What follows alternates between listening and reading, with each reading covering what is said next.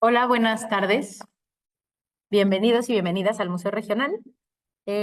Hoy tenemos la conferencia Otras formas de mirar y de pensar, la intervención con perspectiva de género en el Museo Regional de Querétaro, en el marco del 40 aniversario del INA Querétaro. Les presento a nuestras ponentes del día de hoy. Eva Lilia Acosta Garnica es maestra en estudios históricos por la Universidad Autónoma de Querétaro. Labora para el Instituto Nacional de Antropología e Historia desde 1990 con adscripción en el Museo Regional de Querétaro como promotora de comunicación cultural. Sus líneas de investigación son Mujeres y Delitos del siglo XIX, Patrimonio Cultural y Museos. Es integrante del Seminario Permanente de Historia de Mujeres y Género y cuenta con diversos artículos publicados en libros y revistas, y ha realizado curaduría de varias exposiciones temporales. Gracias, Lili, por estar aquí. María del Rosario Bravo Aguilar es licenciada en Restauración de Bienes Muebles por la Escuela Nacional de Conservación, Restauración y Museografía de Lina. Desde 1994 trabaja para el Instituto Nacional de Antropología e Historia, realizando actividades de supervisión, diagnóstico, asesoría, seguimiento, elaboración y planeación de proyectos enfocados a la conservación y restauración de bienes muebles e inmuebles asociados. Fue docente en la escuela citada y consejera en el Consejo Interno de Coordinación de la Coordinación Nacional de Conservación de Patrimonio Cultural y en el Consejo de Especialidad. Desde hace 16 años labora en el área de conservación-restauración en Querétaro, en el Centro INA, y a partir del 2016 atiende la conservación y restauración de las colecciones del Museo Regional de Querétaro. Ha publicado artículos de divulgación sobre la materia, colaborado en la elaboración de manuales y guías sobre la protección del patrimonio cultural, mueble, curado exposiciones temporales y promovido la importancia de la conservación del patrimonio en diferentes foros y coloquios. Y esta vez las voy a acompañar yo. Yo me llamo Paulina Macías Núñez y yo soy la directora del Museo Regional del Instituto Nacional de Antropología e Historia. Del 2012 al 2021 estuve a cargo de la Galería Libertad. Imparto materias de humanidades y literatura y arte desde el 2013 y en paralelo trabajo en proyectos curatoriales y museográficos. Estudié Ciencias de la Comunicación en el Tecnológico de Monterrey y cuento con una maestría en Estudios Antropológicos en Sociedades Contemporáneas en la Universidad Autónoma de Querétaro. Pues muchas gracias por estar aquí y vamos a dar comienzo a la conferencia con Rosario. Sí, con Lili, perdón.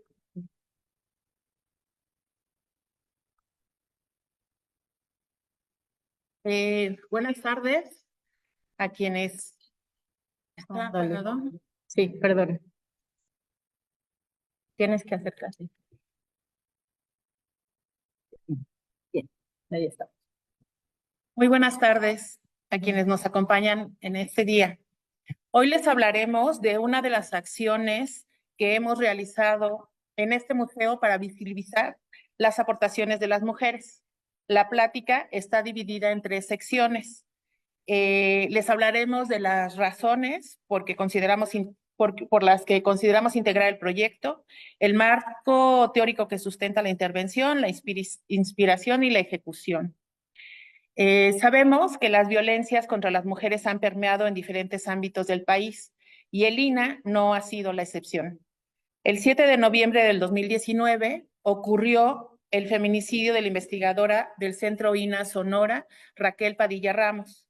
A raíz de este lamentable suceso, se creó en el INA el Observatorio Raquel Padilla Ramos con el objetivo de contribuir a la construcción de una sociedad libre de violencias contra las mujeres. El observatorio es encabezado por mujeres de la institución, entre ellas Carolina Carreño, de Museos y Exposiciones. Dentro de las acciones para alcanzar el objetivo han surgido diversos proyectos. Uno de ellos es el desmontaje de violencias, una pieza a la vez, para analizar las obras que se exhiben en museos y zonas arqueológicas con el fin de identificar y reflexionar sobre los tipos de violencias que muestran las obras y contribuir a su erradicación. El Museo Regional de Querétaro se sumó al proyecto utilizando la perspectiva de género como metodología de análisis y la guía básica para educadoras y educadores en museos, que establece 7 tipos de violencia. A través de infografías se visibilizaron los mensajes de las obras que exhibimos, siendo la más constante la violencia simbólica, que muestra el sistema patriarcal que establece el deber ser de acuerdo al sexo, femenino o masculino. Señalar las violencias es hacer evidentes las desigualdades que viven las mujeres. En muchas ocasiones les implica mayor esfuerzo para alcanzar oportunidades y ejercer sus derechos plenamente.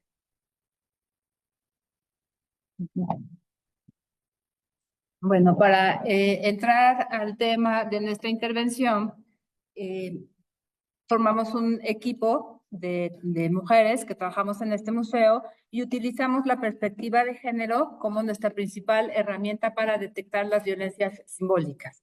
Entonces, tomamos el concepto que propone la antropóloga Gail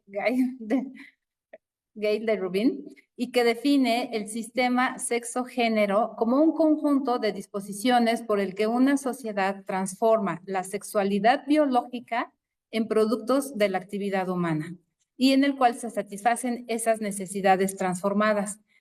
En este sistema, que es el predominante en todo el mundo, las mujeres y los hombres desempeñan papeles distintos, que son los famosos roles de género, y que están a su vez llenos de etiquetas, que son los estereotipos.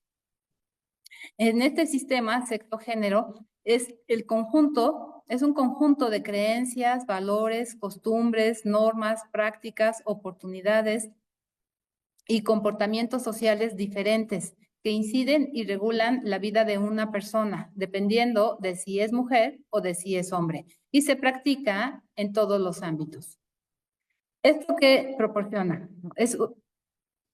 Contribuye a una relación social jerárquica en donde lo masculino, que es representado por el hombre, se mueve en un espacio público, es el proveedor, mientras que la mujer, que simboliza lo femenino, se mueve en un espacio privado y que está a su cargo los cuidados de todos.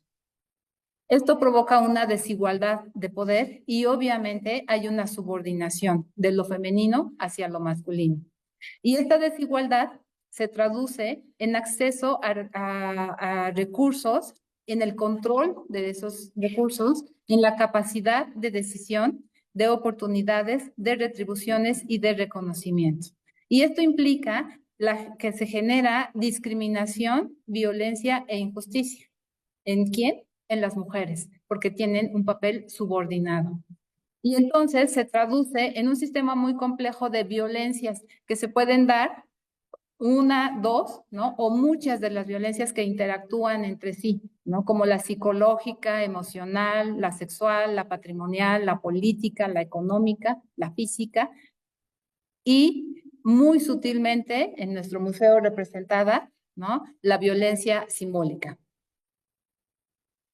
¿En qué espacios se ejerce esta violencia? En todos, en la comunidad, ¿no? En el sector educativo, en el sector laboral, en el núcleo familiar, que es donde comienza y se refuerza, y a veces desafortunadamente ahí termina con los feminicidios, ¿no? Y en el institucional. Nosotros como servidores públicos tenemos el deber, ¿no? De detectar estas violencias institucionales y hacer lo posible para contribuir a su erradicación. Entonces, ¿qué es la perspectiva de género? Pues es una herramienta analítica que indaga y explica cómo la sociedad y las diferentes culturas contribuyen a sus reglas, valores, prácticas, procesos y subjetividad, dándole un nuevo sentido a lo que son las mujeres y los hombres y a las relaciones de poder que se producen entre ambos. ¿Qué busca esta perspectiva de género?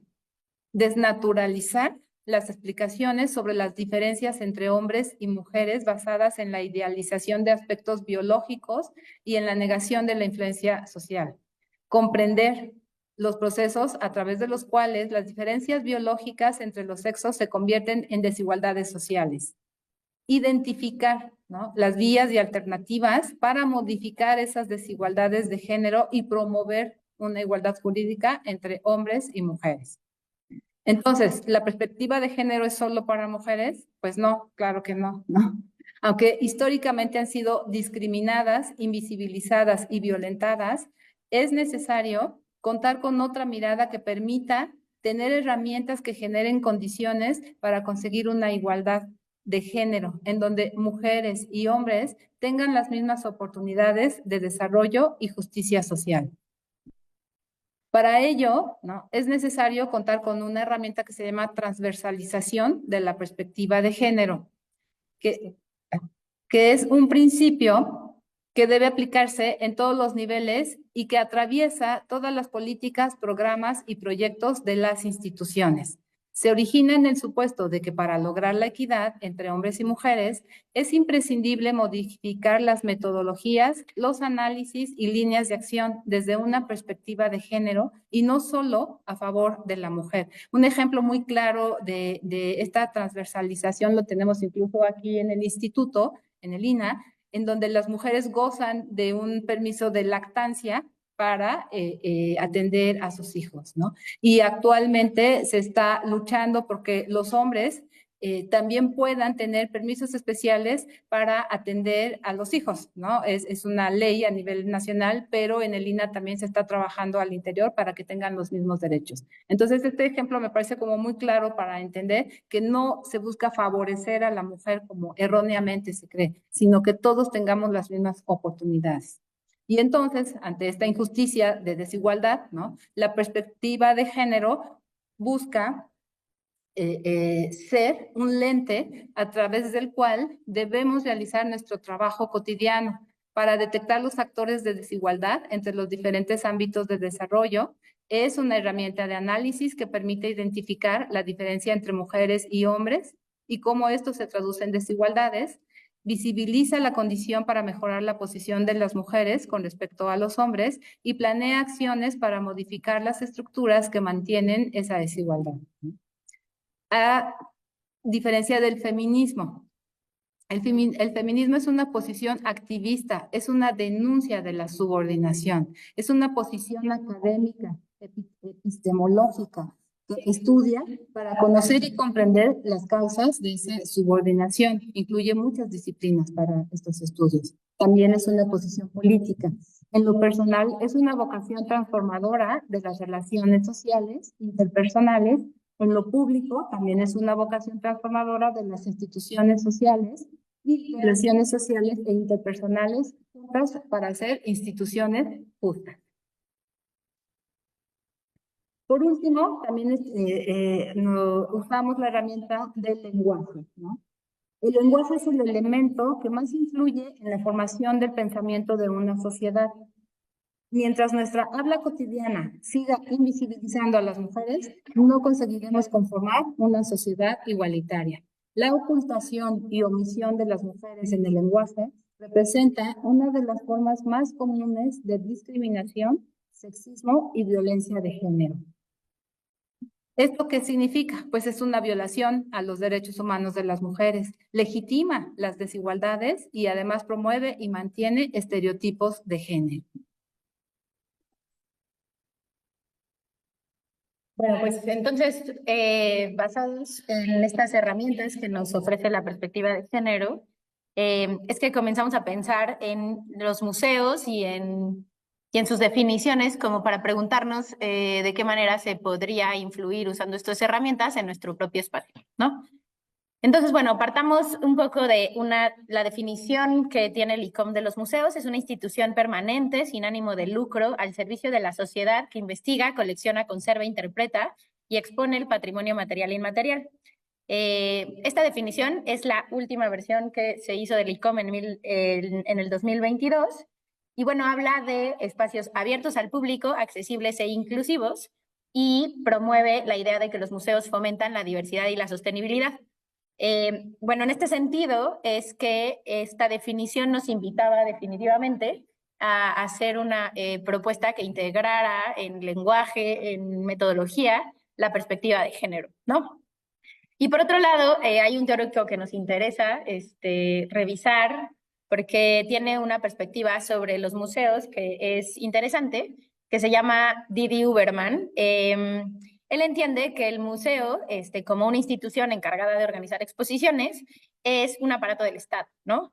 Y de esa manera es que pues tiene discursos pues totales, territorializa y demás, pero al mismo tiempo adentro de los museos suceden exposiciones y estas exposiciones son dispositivos asociados a otras formas de vida que entienden el nomadismo y la desterritorialización, ¿no? O sea, los museos son espacios pues vinculados con el Estado y son instituciones vinculadas con el poder, pero al mismo tiempo hay como una grieta en sus exposiciones porque las exposiciones permiten tratar temas más complejos y Didi Uberman propone la exposición como un dispositivo, ¿no? Como un dispositivo que proporciona recursos para incrementar la potencia del pensamiento. Entonces, inspirados un poco como en esta provocación, es que pensábamos en como una lectura crítica con perspectiva de género de las propias cédulas del museo nos podía llevar a plantear este dispositivo de pensamiento.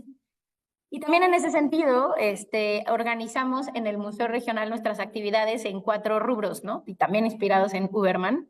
Entendemos nosotros el Museo Regional como un museo guardián que resguarda y estudia más de 19.800 bienes culturales muebles, y también pues el propio edificio. También entendemos el museo como un espacio para construir comunidad.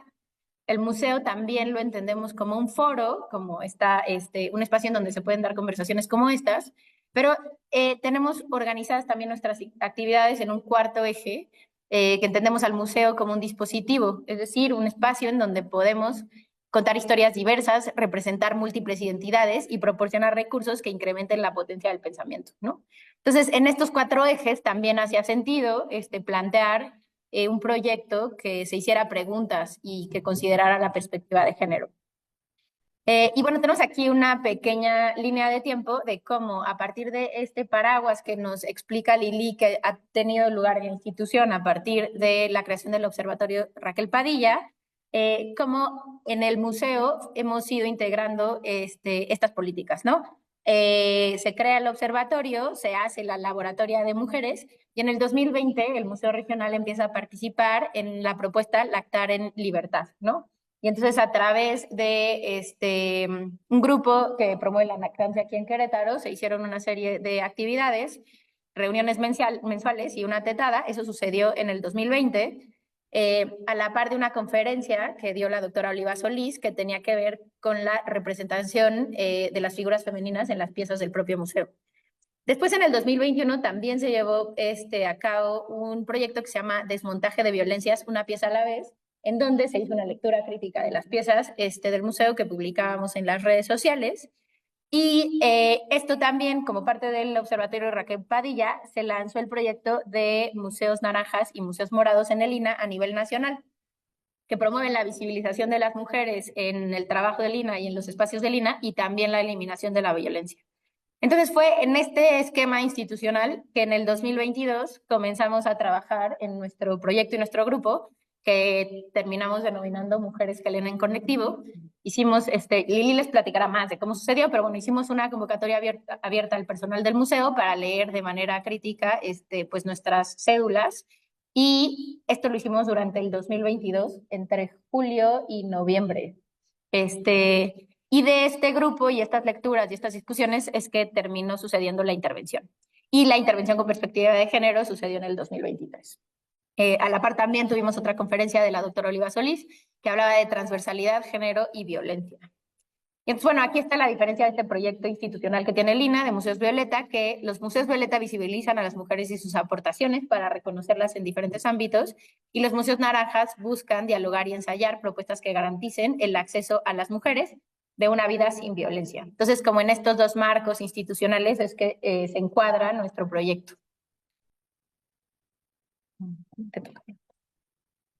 Ahora sí, Lili nos va a hablar de la parte más divertida. Bueno, un poquito, hablaremos todas un poco de esta interacción. ¿Cómo comenzó el proyecto? Sabemos que la ausencia de mujeres en los discursos históricos es frecuente.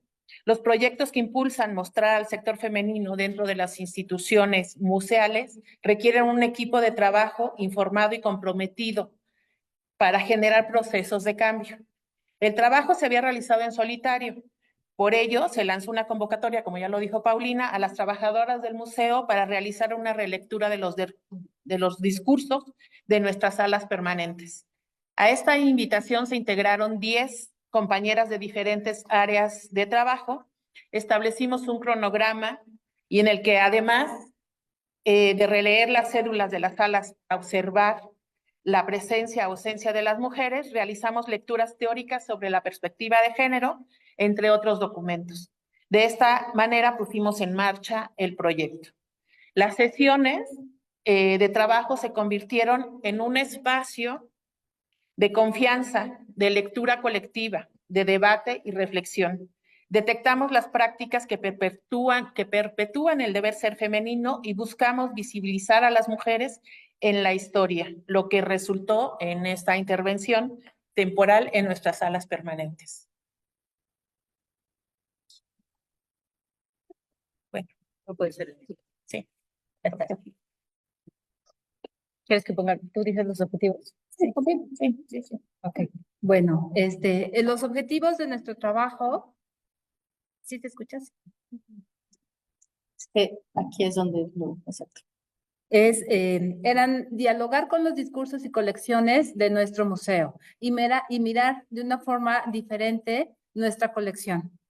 Crear un espacio cercano de diálogo, de confianza, en el cual pudiéramos vertir nuestras dudas, preguntas, mirada, ¿no? De cómo nos movíamos en este punto, ¿no? Y provocar una reflexión sobre la situación subordinada, omisa o ausente que viven las mujeres, ¿no? Para identificar esas violencias tan sutiles que permean en nuestros objetos de nuestras salas, ¿no?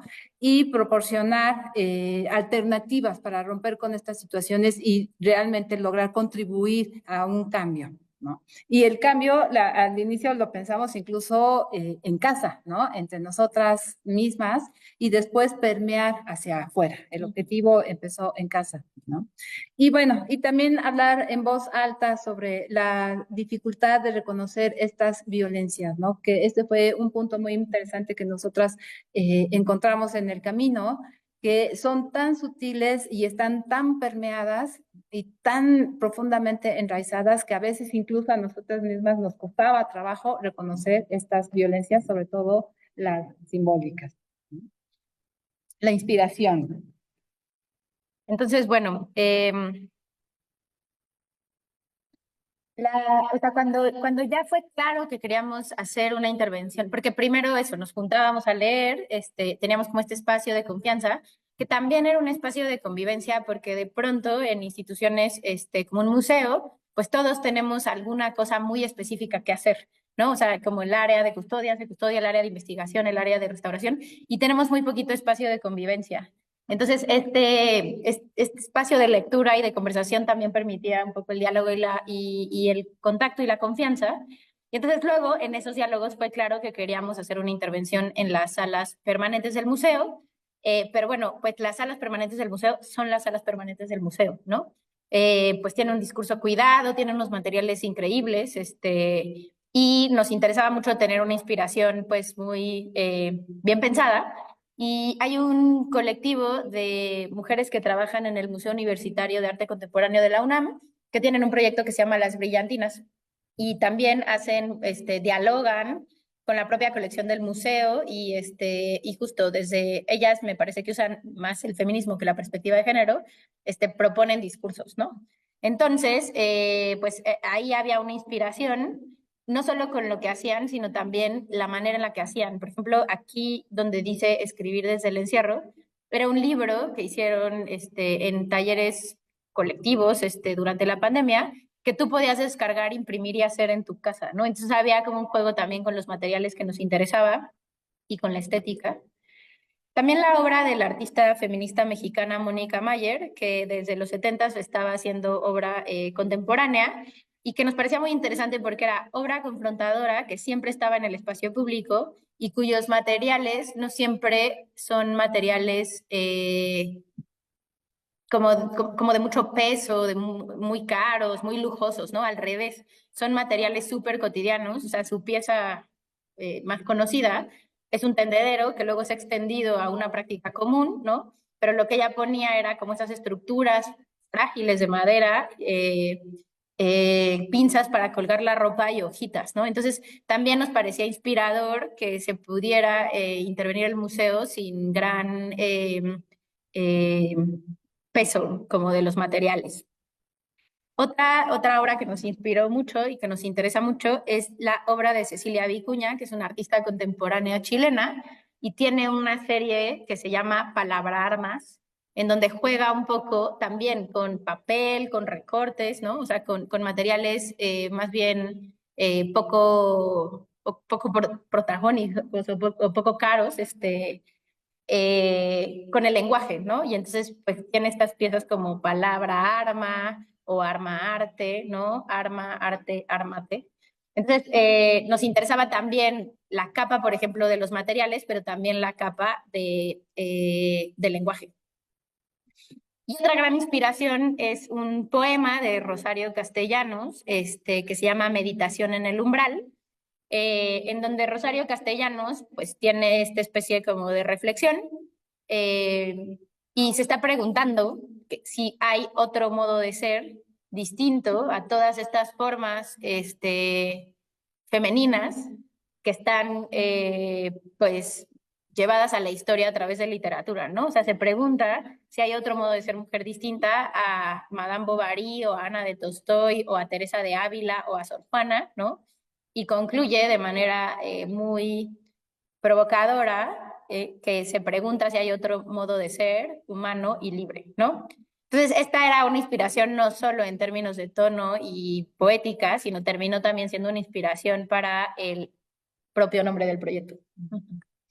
Y finalmente estuvimos entre la literatura que estuvimos revisando, además de en las propias cédulas, revisamos la obra La pedagogía de las preguntas de Paulo Freire, porque no teníamos del todo respuestas concretas, ¿no? O sea, en nuestra lectura lo que teníamos eran un montón de preguntas y entendíamos la pregunta como un detonador para la reflexión, mucho más que la respuesta como dar una solución total y unívoca, ¿no? Entonces elegimos las preguntas también como parte del proyecto y de la manera que íbamos a plantear el proyecto. Y bueno, en cuanto a la planeación, tomando como ejes las preguntas, la perspectiva de género, los recursos que teníamos a mano, que al hacerlo nosotros buscamos que no fueran costosos, que fueran accesibles, que fueran de fácil manejo y empezamos a esbozar hacia dónde queríamos ir, cómo lo queríamos decir y con qué lo íbamos a hacer. Entonces, bueno, primero, ya que teníamos como muy claro en nuestro trabajo, esbozamos un cronograma de actividades, ¿no? Tomando como referencias fechas muy puntuales para hacer las lecturas de los guiones museológicos de las salas permanentes, las entregas, las reflexiones, los análisis, así como también preparar nuestros materiales, nuestros recursos, la producción de los mismos, quién hacía qué, esa parte también fue muy interesante planear, porque nos preguntamos para qué éramos buenas y qué podía hacer quién sabía pintar, quién sabía cortar, quién sabía montar, quién sabía taladrar, quién sabía leer, quién sabía analizar, quién sabía resumir, y eso es maravilloso, ¿no? Yo creo que esa es una de las experiencias más bonitas de este proyecto, que nos fuimos descubriendo nuestras habilidades, reconociendo y apoyándonos. Y entonces, sobre esa base tan fuerte que yo considero sumamente importante fue que se dio este proyecto.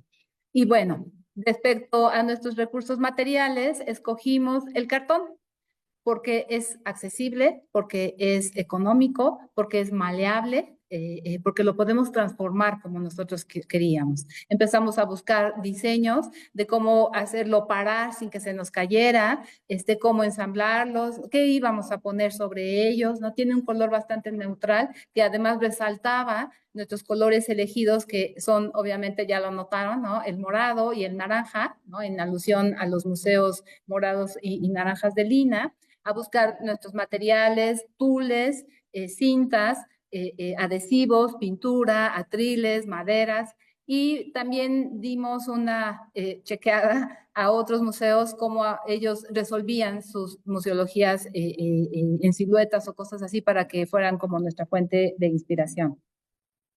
Hicimos nuestros planos, que fueron nuestra guía para cada una de las salas. Comenzamos en Querétaro en la historia porque nos emocionó muchísimo la participación de las mujeres. Una imagen muy emblemática pues son las soldaderas.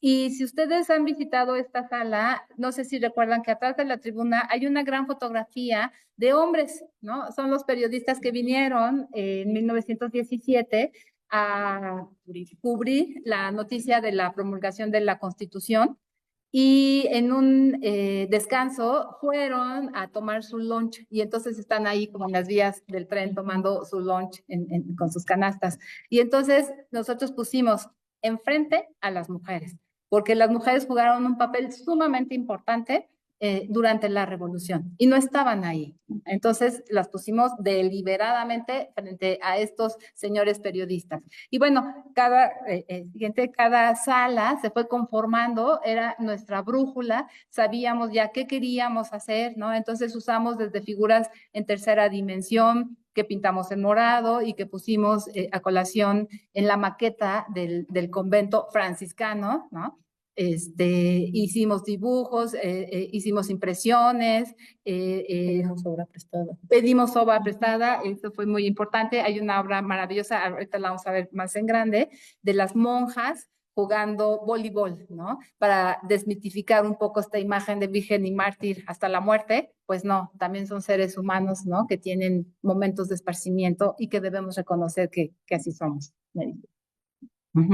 Y la otra sala intervenida fue Querétaro Virreinal. Esta sala fue un poquito más difícil porque no teníamos imágenes de mujeres de esta época, entonces jugamos con las siluetas opacas, vestidas de época, para hacerlas, para traerlas, ¿no? Del pasado al presente y ensalzar, ¿no? sus actividades, sus contribuciones, sobre todo son mujeres locales queretanas, y bueno, creemos que fue un recurso muy, muy interesante, ¿no? Y una de ellas, hicimos una cédula pregunta, porque resulta, cuando estábamos haciendo nuestra investigación, que de las 1,157 piezas en exhibición, solo tenemos 5 piezas firmadas por mujeres.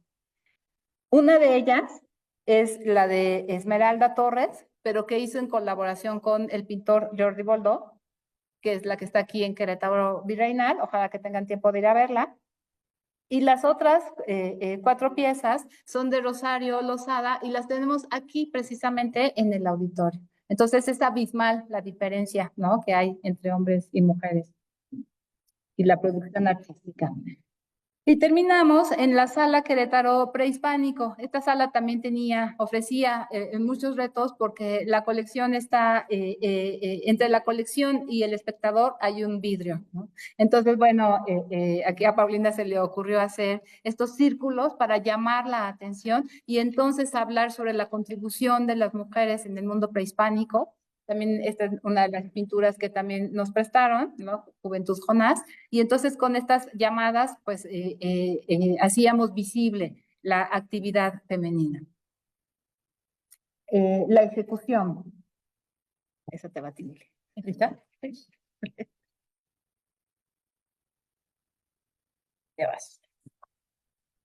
Bueno, el proceso de trabajo para el montaje museográfico fue bastante interesante, como yo decía Rosario, cada una, pues en momentos nos apuntamos para hacer ciertas actividades para las que no somos tan hábiles, sin embargo, la disposición, las ganas de cooperar, la apropiación del proyecto fue súper interesante, porque empezamos como con cierta timidez a pintar los soportes, a recortar, a tratar de darle forma a todas nuestros elementos, que la mayoría son, o no todos, son manuales, actividades manuales, y no todas tenemos la habilidad en ese sentido, pero hicimos un gran equipo y entonces pintamos las bases donde iban los soportes de las mujeres, las siluetas de las mujeres, transportamos los elementos museográficos, los colocamos donde iban,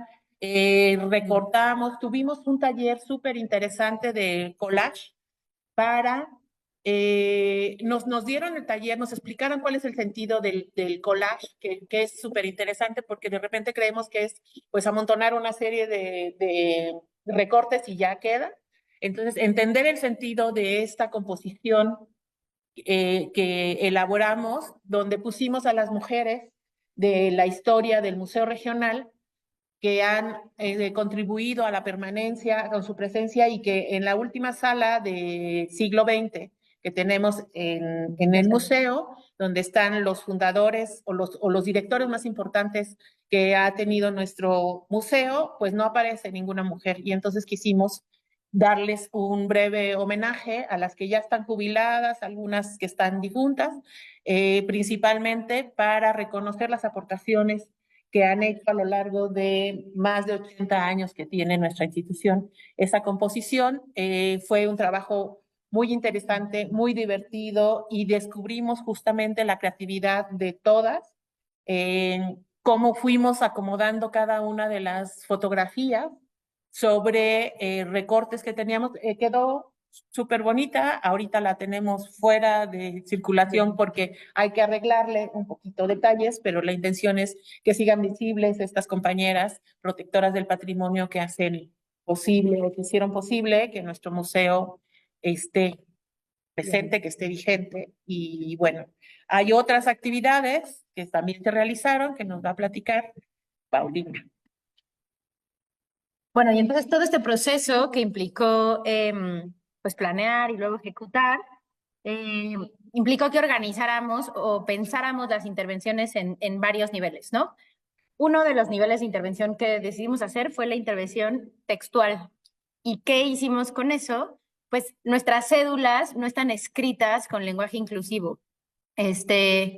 Mucho más allá de poner una X o una E, nuestras cédulas dicen cosas como, pues los queretanos se levantaron en armas y cosas así. Y entonces decidimos hacer unas especies de correcciones. Y entonces como si fuera liquid paper morado, digamos, en el cedulario que tenemos en la sala que explica el siglo XX, es un cedulario muy amable en términos de conservación porque es de vidrio y tiene serigrafía por dentro. Entonces, por fuera teníamos la posibilidad de poner una tira que fuera el liquid paper morado y tomamos la decisión de que la corrección fuera a mano porque nos parecía un acto muy fuerte y transgresor corregir nosotros con nuestra propia letra, y solo hacíamos que el lenguaje considerara a las mujeres, ¿no? Los queretanos y las queretanas se levantaron en armas, o por ejemplo en aquí hay una cédula que corregimos para que se llamara Mujeres y Hombres Indígenas Ayudan a Nezahualcóyotl. O por ejemplo, en esta foto de por aquí, estábamos por colocar un pequeño vinil en donde marcaba cómo la constitución política del estado de Querétaro pues decía que eran ciudadanos los varones de más de 18 años. No, era muy claro cómo las mujeres, cuando se hizo esta constitución, no tenían ciudadanía. Y eso como que se nos olvida. Entonces lo marcábamos con vinil. Eso tenía que ver en el nivel de lo textual. Luego teníamos la intervención que hablaba de la representación femenina en nuestras salas. Entonces, por ejemplo, aquí están las manos de Lili. Estaban marcando con un circulito de vinil. Esta pieza es un grabado de los queretanos ilustres, de las personas que están en el Panteón de los Queretanos Ilustres, que es de los queretanos y las queretanas, pero solo hay una queretana que es Josefa Vergara. Entonces estamos marcando cómo solo hay una queretana en el Panteón de los Queretanos Ilustres, las queretanas ilustres, y teníamos su silueta en grandote, ¿no? Como para pues darle volumen y visibilización para que se entendiera la representación. O en el caso, por ejemplo, de la sala de sitio, que planteaba unos retos de intervención importantes, porque la sala de sitio habla de la historia del convento franciscano y era un convento masculino, ¿no? Entonces sí teníamos como, hubo que pensar un montón cómo íbamos a dialogar con esa sala. Y una de las cosas que planteamos es, hay esta obra de un artista queretano que se llama Gerardo Esquivel, que hizo por comisión para Santa Rosa de Viterbo, y nos gustaba mucho el gesto porque son unas monjas jugando voleibol con la luna. Y entonces pedimos prestada la pieza a la Secretaría de Cultura para poder exhibirla y pues también hablar un poco de la vida religiosa de las mujeres. También en términos de representación, esto es un poco lo que explicaba Rosario, ¿no? Las siluetas de mujeres del virreinato, pues que no tenemos fotografía, ni imagen, ni pintura, pero que sí tenemos la historia y que las representábamos así. O por ejemplo, aquí esta llamada, ¿no? Burbujita de texto, en donde hace notar que esta pieza, como otras 5 de todo el museo, está firmada por mujeres, ¿no? Y bueno, todo el mobiliario, pues decidimos que fuera morado, porque así tú vas recorriendo el museo y entiendes que es una exposición que subyace de manera transversal por todo el espacio, ¿no? O esto, que es una idea de Rosario, que pusimos en nuestra maqueta, pues la diversidad de personas que hay en el mundo, en donde está representado el atrio, el atrio antiguo del espacio. Otra capa u otro nivel tenía que ver con la intervención visual. Esta fue la más complicada porque una cosa es meternos con los discursos y otra cosa con las imágenes, ¿no? Las imágenes son importantes en general para todos. Y entonces, por ejemplo, se nos ocurría, esta pieza relata la fundación de Tenochtitlán, y pues nosotros decíamos que está muy bien, pero que como esta pintura es de finales del siglo XIX, es decir, quien hizo esa pintura no era testigo de la fundación de Tenochtitlán, es una representación imaginada de ese momento, y sin embargo, pues su imaginación alcanzó para que fueran 7 hombres que estaban fundando Tenochtitlán. Entonces nosotros queríamos pues imaginarnos que tal vez pudo haber habido 2 mujeres, ¿no? En esa balsa. Y entonces hicimos estas monitas, pues no tocaban la pieza, no tenía riesgo de conservación, pero que sí provocaba un poco la reflexión. Pero bueno, esto fue lo más complicado ¿no? O sea, como el público no estaba nada contento y todos los días llegábamos y las monitas estaban puestas en las orillas, ¿no? Entonces había que regresarlas a su lugar. O por ejemplo, esta intervención que hicimos, tenemos una pieza muy interesante que es una representación de la caridad, de las primeras representaciones de la caridad laica, ¿no? Y aunque ya no hay imaginería religiosa en esta pieza, sí hay pues un código muy poderoso que es la mujer siendo caritativa con una hija y con una muñeca, ¿no? O sea, aquí hay un imperativo importante para las mujeres representado, y entonces nosotros pusimos la silueta. Nos importaba mucho que fuera muy obvio que era una intervención, ¿no? O sea, no queríamos hacer como algo con el pincel del pintor ni nada, no queríamos que fuera sutil, sino así, pues que se notara claramente impostado. Entonces poníamos la silueta de un chico, y justo con la pedagogía de las preguntas, pues hacíamos la pregunta, y hay maneras de imaginarse la caridad que no sean necesariamente femenina, ¿no? Entonces, bueno, por ahí esos eran los niveles, ¿no? Lo textual, la representación, intervenir las imágenes, y aquí hay pues imágenes de cómo fue la instalación. Eso también es lo que mencionaba Rosario. En la sala donde se habla de Querétaro prehispánico con piezas arqueológicas, pues era difícil porque no hay tanta figuración, ¿no? Entonces, más bien elegimos algunas piezas para hacer algunas reflexiones de cómo las mujeres pudieron haber aportado a las culturas que se relatan en esa sala. Teníamos también, bueno, Lili y Rosario, las dos, junto con el equipo, son muy ordenadas y muy excelosas. Y entonces, Lili, por ejemplo, hizo una investigación muy interesante sobre la participación de las mujeres en el siglo XIX en el mundo laboral. Entonces teníamos datos muy claros de cuántas mujeres trabajaban en el siglo XIX y en qué. Y lo decidimos poner en una cédula. O por ejemplo, Rosario hizo un conteo en la sala del virreinato de las apariciones de las mujeres en varios niveles, ¿no? ¿Cuántos cargos públicos de mujeres aparecen en la sala de virreinato? 0.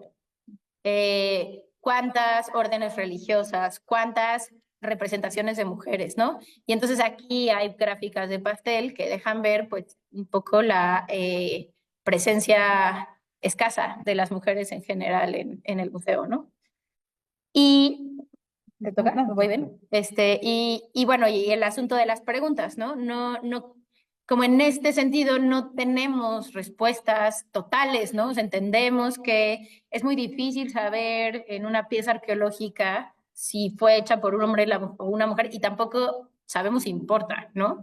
Pero por eso nos hacíamos muchas preguntas y estas preguntas como provocaban más que una respuesta cerrada, una reflexión abierta. Bueno, esas son imágenes de cómo lo montamos, ¿no? Y pues esto, como estos detallitos, Rosario es muy detallista. Y entonces, pues pintamos los caballetes, pues los cartones, ¿no? Nos interesaba mucho que se viera súper, súper bonito, o sea, que tuviera mucho rigor visual, porque al final sí es una intervención en un espacio, pues bastante místico, ¿no? Que es un museo.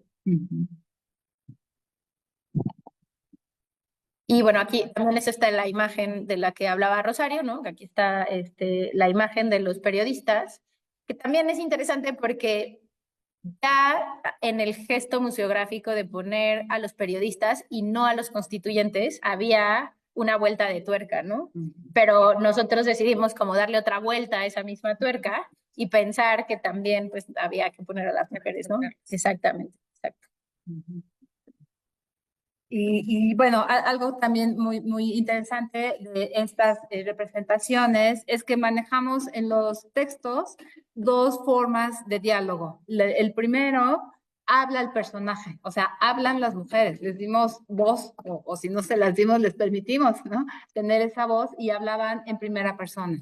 Y abajo de este párrafo ya se hacía una breve explicación de la imagen y eso también permitía visualizar en el lenguaje, ¿no? Y visualmente a las mujeres.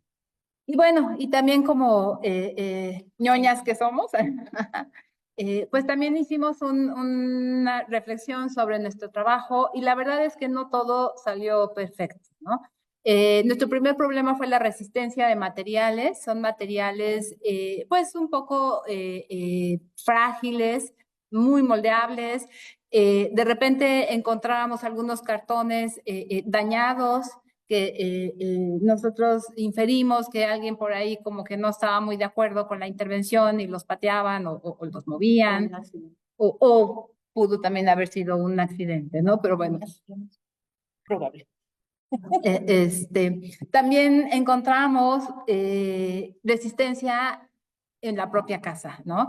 Compañeras y compañeros, algunos indiferentes y otros, sobre todo el sector masculino, sí cuestionaba muchas nuestro trabajo, preguntaba qué estábamos haciendo, incluso llegaron a decir que ellos podían hacer mejor la museografía o ciertas cosas. Y eso también es muy interesante, ¿no? Porque habla también de esta idiosincrasia que todos vamos cargando y tenemos y que se espera, ¿no? Que tengamos. O sea, se espera de las mujeres que seamos muy manuales, como decía Lili hace rato, y a la hora que empezamos a hacer la división del trabajo, pues es sorpresa, o sea, no, ¿no? Y entonces ahí chocamos con estos estereotipos.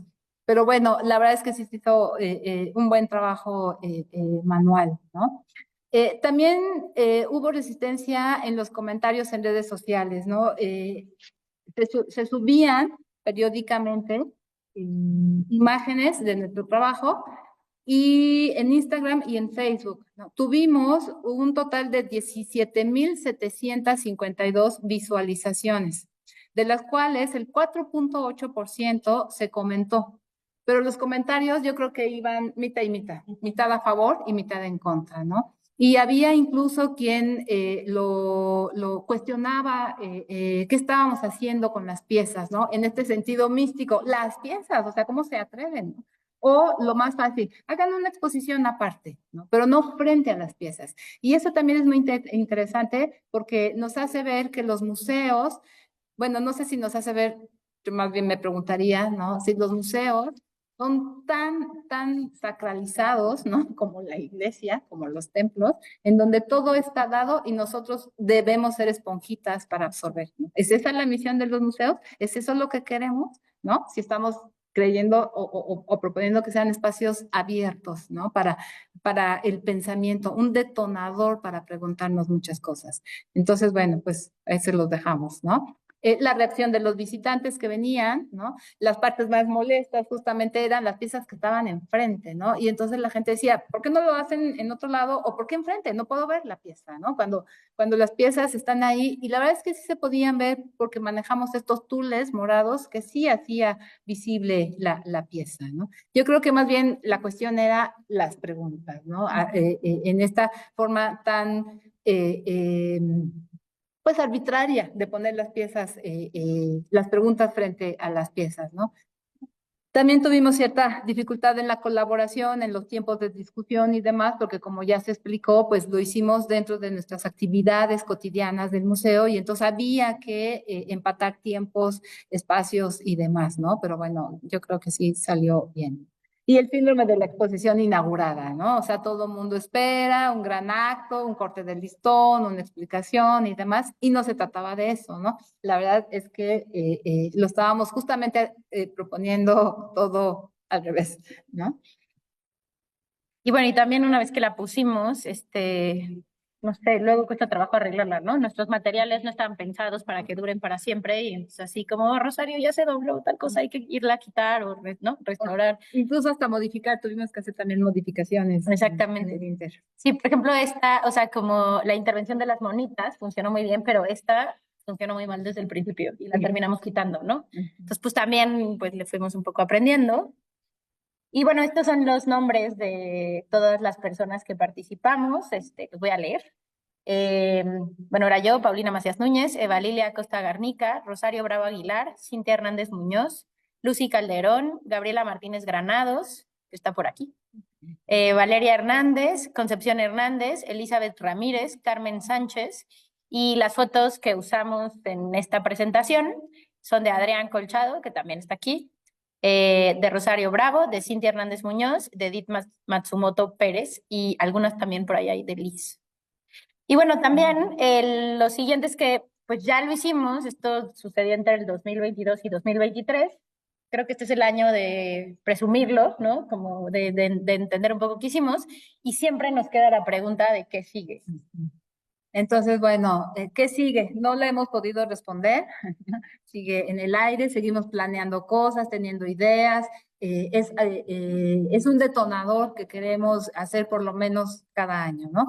Pero lo más importante es que pensar en museos policentrales en los que no existan un centro y periferias preestablecidos, sino que hay múltiples centros en torno a los cuales abrir debates, brechas, fisuras para mirarnos y reconocernos desde otros esquemas de pensamientos y sentimientos. Se trata de nuevos escenarios con construcciones que no van en un sentido u otro, sino que son un punto de encuentro, mediado por nuevas prácticas museales interculturales para construir verdaderas comunidades con objetivos y lenguajes compartidos, compromisos mutuos y aprendizajes comunes.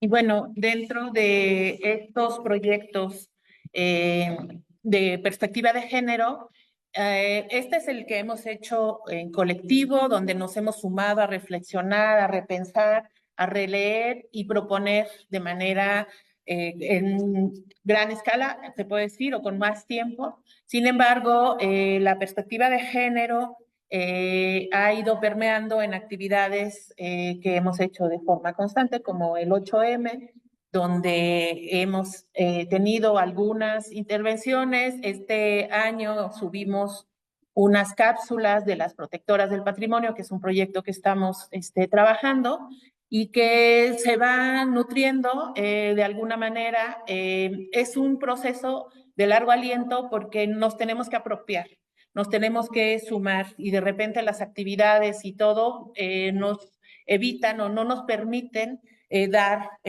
concluir todas las ideas. Sin embargo, la intención que hasta ahorita está puesta en la mesa es que se siga haciendo esta colaboración para reconocer, visibilizar y normalizar la presencia de las mujeres en los discursos museográficos, en nuestras salas permanentes y temporales, y con estos fechas significativas como es el 8M, la Semana de la Lactancia Internacional de la Lactancia Materna, que este año se nos fue un poquito, sí, pero es la primera semana de agosto, o el 25 de noviembre, que es el Día contra la Violencia. Vamos haciendo, pues poniendo nuestro granito de arena, y la intención es que un día sea muy normal tener proyectos con perspectiva de género, donde se visibilicen a las mujeres y todas las aportaciones históricas y cotidianas que se van haciendo. Y pues creo que con esto terminamos. Sí, no sé si alguien tenga preguntas o comentarios.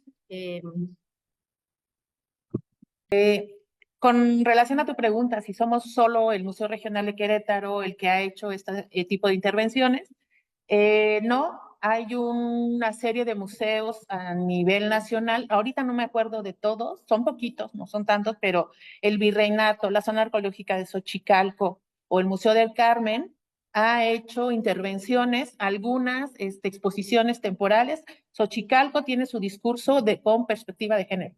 Fue reestructurado y el discurso que estableció la arqueóloga es con perspectiva de género.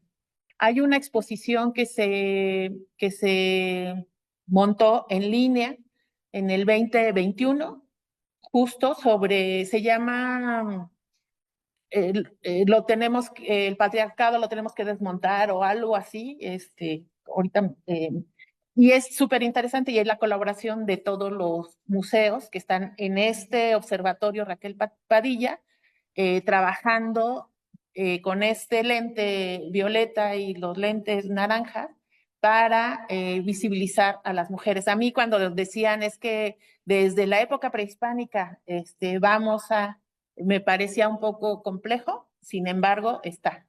Entonces, un poco retomando bueno, con respecto al Cerrito, ya he platicado con Claudia, no hemos tenido el tiempo, pero justo está interesada en que hagamos algo similar en la zona arqueológica.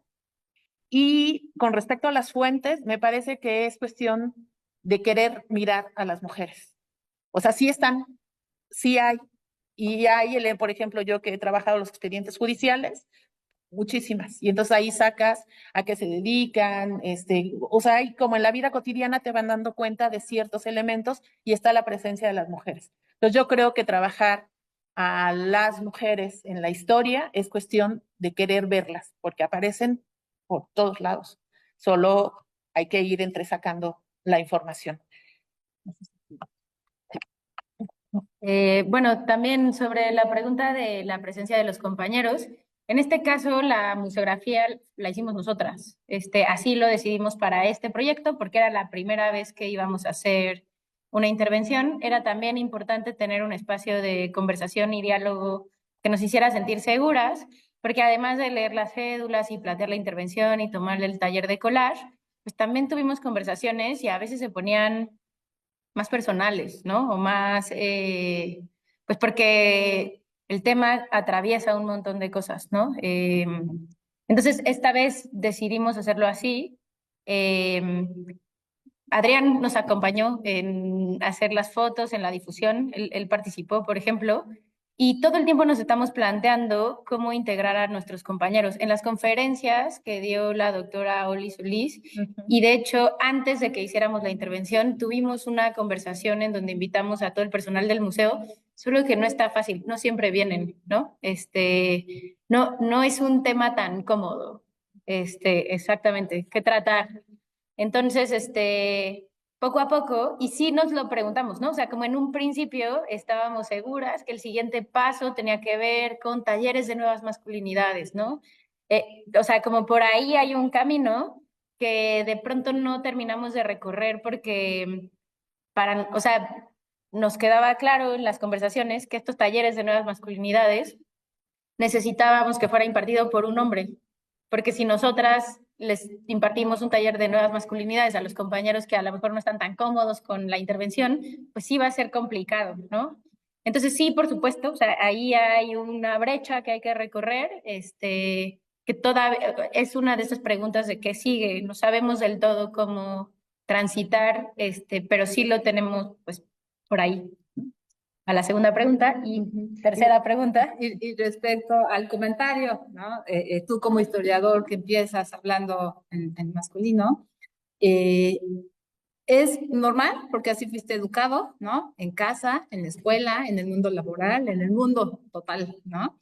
Este, pero para romper con estas cuestiones, para eso es la herramienta perspectiva de género. Si tú haces clic en la perspectiva de género, por ahí, por ese camino, va a ser sumamente fácil organizar estos textos para incluir, ¿no? Yo, hace unos años nos reíamos todos, ¿no? De Fox cuando hablaba, ¿no? De las mexicanas y los mexicanos, las mujeres, los hombres. Y mucha gente decía es rimbombante. No es rimbombante, porque hay un ejercicio comprobadísimo, y se lo voy a contar rapidísimo. En una fiesta infantil, alguien dice, pasen los niños a la mesa a recoger sus dulces. Se levantan los niños y se quedan las niñas rezagadas. Fíjate qué fuerte es el lenguaje. Y estás hablando de niños que no tienen todavía estas etiquetas como nosotros las manejamos. Entonces, cuando tú usas la herramienta perspectiva de género, ¿no? Es incluir a las mujeres. En el lenguaje puedes hacerlo de una forma neutral si no quieres hablar de lo femenino y lo masculino, ¿no? Las infancias, el día del niño, ¿no? Pues el día de las infancias. Y entonces metes a todos en esa bolsa, ¿no? Entonces yo sí creo que todos, ¿no? Lo comentábamos incluso nosotros, ¿no? Es un poco como de educación, ¿no? La escuela nos escolariza, pues hay que romper con eso y hay que educarnos, ¿no? Y hay que ver otras formas, otras perspectivas, otras herramientas en el cual podamos, ¿no? Incluirnos todos sin darnos de codazos, ¿no? No, no, tampoco es poner a la mujer encima del hombre, no, es simplemente que todos tengamos las mismas oportunidades. Entonces, pues ahí tienes un ejercicio bastante interesante, de ahora en adelante, para tus textos, ¿no? Y es una forma de hacer visible a las mujeres y de visibilizar también los problemas que tenemos como sociedad, porque nos afecta a todos, a hombres y a mujeres, y eso es lo más importante. Si nos afecta a todos, pues tenemos que darle solución entre todos, a través de todas estas herramientas que son de verdad muy útiles. Gracias por los comentarios. Muchas gracias. ¿Alguien más? Pues gracias por venir, profuso público. Qué bien tenerlos aquí y gracias por darnos chance de platicar el proyecto porque cada vez que lo contamos, sí nos vuelve a dar emoción. Claro. Sí, justo como en principio lo que queríamos era que se viera la cosa puesta, ¿no? O sea, como que eso era ahí una provocación, pero sin duda, pues la perspectiva es replantear el discurso, también con investigaciones como la de Ricardo, ¿no? O sea, como no hay afrodescendencias representadas en el discurso del museo completo, y pues eso, o sea, ya hay investigación al respecto que podría estar integrada. O sea, si se fijan, en todas las salas que intervenimos, no intervenimos pueblos indios. Y teníamos muchas dudas porque, o sea, yo era la que tenía más dudas de todas, ¿no? Y yo les decía como, no, es que, o sea, como ahí hay voces actuales y entonces yo me sentía un poco como obligada a que esa intervención tendría que ser hecha por las mujeres de las culturas, de las comunidades que están representadas ahí, ¿no? Y entonces, en principio, nos planteamos hacer una conferencia en donde ellas hablaran, ¿no? Pero ahí nos interesaba muchísimo no suplantar la voz de alguien que está aquí, ¿no? Entonces sí había como, por supuesto, un montón de dudas y retos, porque, o sea, como que ahora que lo contamos, lo que hicimos suena como que lo teníamos todo bajo control y que sabíamos perfecto qué hacer desde el principio, pero no. Y también, o sea, como estas dudas también eran un poco estrés, ¿no? Porque sí sabemos que nos estamos metiendo con temas sensibles. Y entonces, o sea, sí llegaba yo un día así, Lili, ya se me ocurrió cómo, ¿no? O sea, como cómo podemos resolver o así, pues Rosario me decía, ya pensé cómo hacer para que se vea súper bonito, pero que sí sea morado y que haya un tour. O sea, como sí fue un proceso retador, porque sí sentimos mucha responsabilidad de trabajar en un museo como este y sí sabemos que son temas complejos de abordar, ¿no? Pero también tenemos la profunda convicción de que los museos son espacios seguros para conversaciones difíciles. Y entonces, pues esto es un poco un ejemplo de eso.